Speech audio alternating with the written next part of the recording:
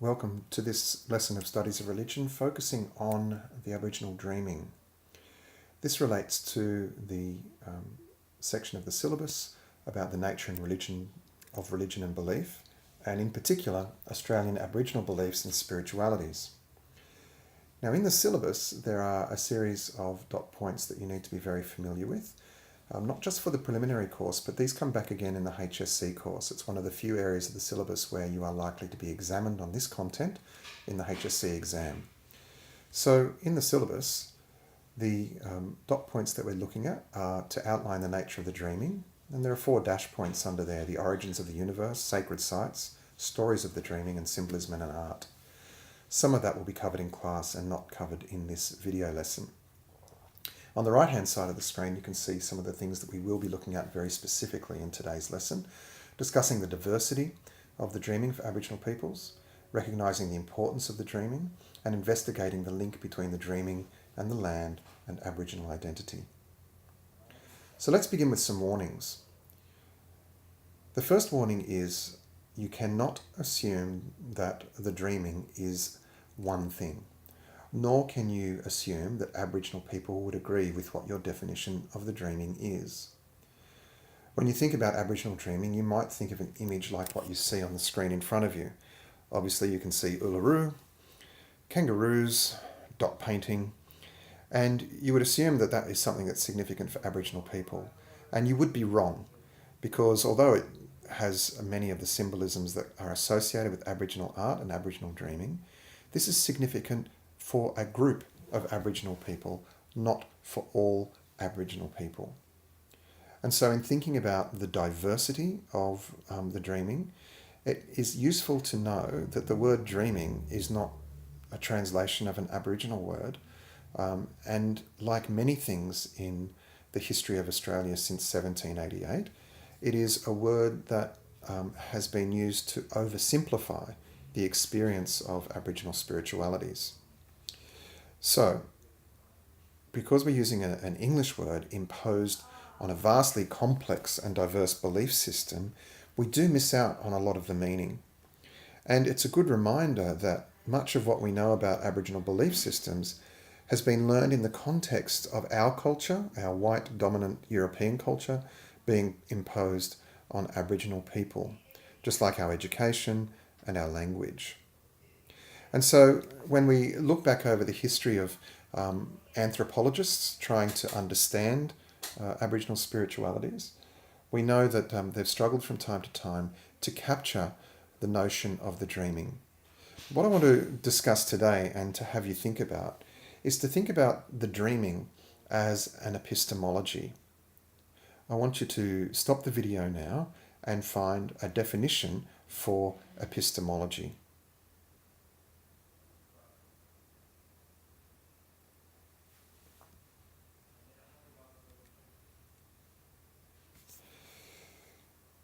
If you successfully looked for a definition of epistemology, you may have found a range of definitions. But in the context of the dreaming, we're using the word epistemology to mean a system of making meaning of the world, a way of arranging knowledge and understanding. And it is a useful way of thinking about the dreaming because it is able then to encapsulate all aspects of Aboriginal life. In 1956, an anthropologist called W.F. Stanner, in working with Aboriginal people, tried hard to capture the notion of the dreaming, and he said that one cannot fix the dreaming in time. It was and is every when, not everywhere, but every when. And he added that the dreaming has an unchallengeable sacred authority for helping Aboriginal people interact with their world and make sense of their world. And so in that sense, the dreaming is an epistemology, a system of meaning making that incorporates the sacred, the supernatural, the physical, the mundane, the natural and the supernatural combined together, the past, the present and the future in one understanding. The next important assumption to challenge is about the dreaming being the same for all Aboriginal people. You may have seen this map before, and it is a map of the language groups and countries of Aboriginal people. And as you can see there is a patchwork of language groups and countries across Australia. In 1788, when white settlers first started to colonise Australia, there were 250 separate Aboriginal languages. 250.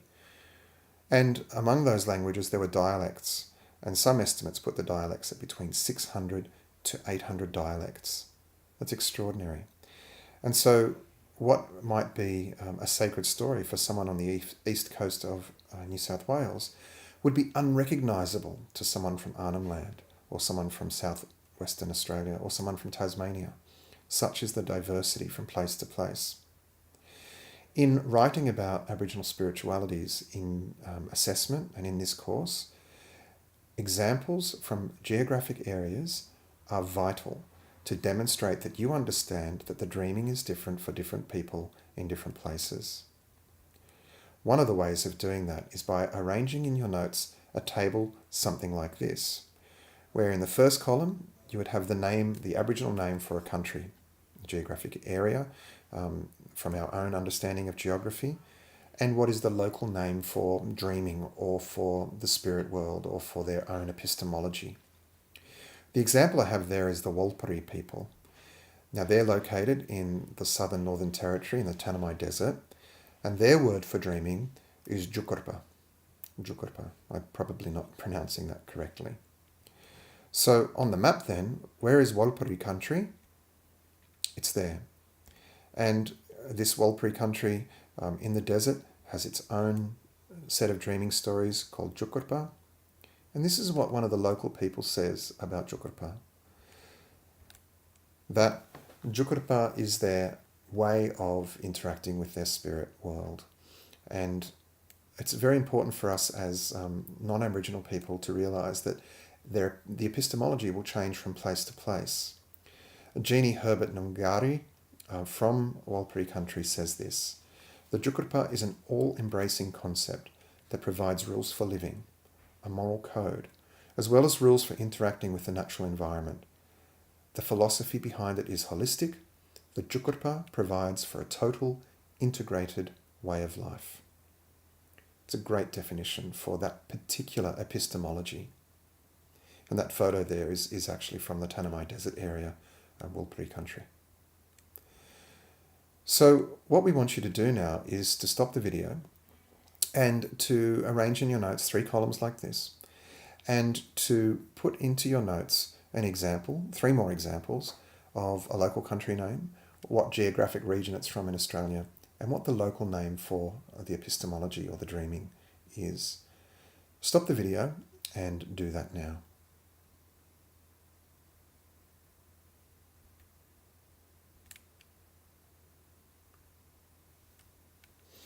Now in the syllabus it asks you to discuss the diversity of Aboriginal dreaming, and I want to do that by way of an example from particular people. Now these people are from the northwest again, and it's the story of Wambe the turtle. Now there is in the Google Classroom a link to a video about Wambe the turtle, and you'll need to stop the video now to do that activity, where you'll see a YouTube video of someone telling the story of Wambe the turtle, and then you have the opportunity to think about why that story has survived for tens of thousands of years. The next outcome from the syllabus is to look at the importance of the dreaming, and especially the land, not just the land, but the sea, the rivers, flora and fauna to Aboriginal people. You could probably already write a paragraph about why you think it's so significant, because you've learnt in class about the relationship between Aboriginal people and the land. But what I would like you to do is, in your notes, to stop the video, put the word land in the centre of a page, and around that word, write as many words as come to mind for you that describe the relationship between Aboriginal people and the land. Stop the video and do that now, and give yourself about 5 minutes to come up with as many words as you can.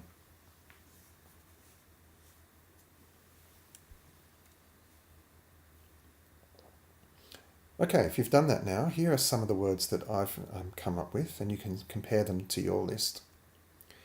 Land as mother. The everywhen of the land. The land incorporates the past, the present, and the future in itself. Land means survival, a source of protection.